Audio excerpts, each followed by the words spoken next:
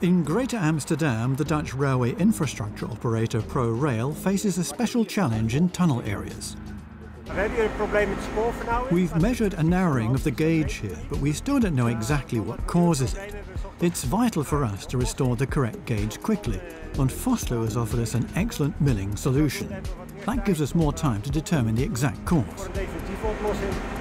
For this ProRail contract, Vossloh has developed a special milling wheel, which ensures top-quality elimination of gauge narrowing. It's faster and more economic than replacing the whole section of track. Several tunnel sections are affected, in which there are both wooden and concrete sleepers.